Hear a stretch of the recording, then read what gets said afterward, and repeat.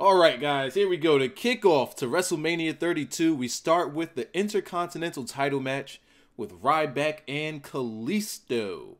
And we're going to break this down just a little bit. Actually, not much breakdown. We're just going to talk about it because it's a match that I personally was okay with, but I could see it being a match that not too many people really cared for. This kind of stems off of what we saw in NXT with Baron Corbin and Austin Aries, minus the part where Aries got in some offense. Kalisto here got in no offense. Ryback looked strong. Ryback looked dominant. Ryback looked the part. And I can see people seeing this match and feeling as though it was boring. And that's where there's a bit of a disconnect. And there's always going to be that disconnect until WWE finds a way to make some sort of hybrid with these big guys. For example, Ryback wrestled a strong, slow-paced, methodical, I'm bigger than you, you can't do nothing about it style, which is what we all expected. But it's not a style that translates to the modern audience. It really doesn't work, and it doesn't help. It doesn't help get that babyface reaction when a babyface gets that surprise victory.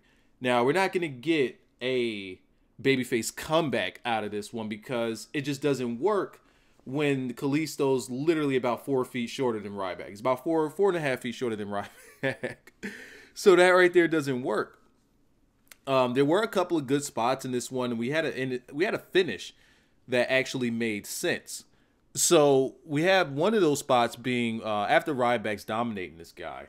Kalisto tries to go to the top rope. Ryback cuts him off. Then he goes up on the ropes with him as Kalisto is kind of perched over. Ryback says, WrestleMania moment here, guys. Get your cameras ready. And then he holds up Kalisto while Kalisto's on the top rope. He holds up Kalisto in the air while still on the ropes for a good 13 minutes. Just holding him up there. I don't know if Ryback got a little tired or Kalisto used the momentum to fall flat on him and try to go for a pin. Ryback, of course, gets out of that. And that's usually where a match would end. It'd be something a little cheap like that.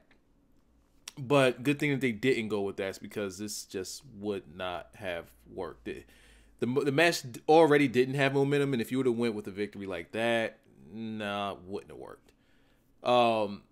So the thing that we ended this on, and again, it wasn't a long match, wasn't lengthy at all, so we could talk about this in the short extent. The finish saw Kalisto in the corner, like hugged up on the turnbuckle, middle turnbuckle, and he's hugging that thing as Ryback is trying to pull him off. The position looked completely gay, but he's trying to pull him off, and finally, when he does, you see the turnbuckle just rip off, and I'm like, oh boy, yep, there it is. There's the finish. There's the finish, completely telegraphed. Gotcha. So Ryback puts him up. Kalisto gets out of it, and what was that? What is that move called where you do like a little head scissors takeover? Something like that. Gets Ryback head hit on the turnbuckle post. Ryback's a little groggy. We go for the Salida Del Sol off the ropes. 1, 2, 3. We have the winner and still U.S. champion, Kalisto. I was okay with the match. It was a decent starter. The crowd was just completely not there because they literally were not there. I want to say maybe 1/6 of the crowd was actually there at this time. So, I mean, I guess the reaction that it got at the end was okay for the, for the size crowd that they have. But nonetheless, I enjoyed the match. Let me know what you guys think about the match down in the comment section below. And I will see you guys for the rest of these WrestleMania matches and the post-show live stream review.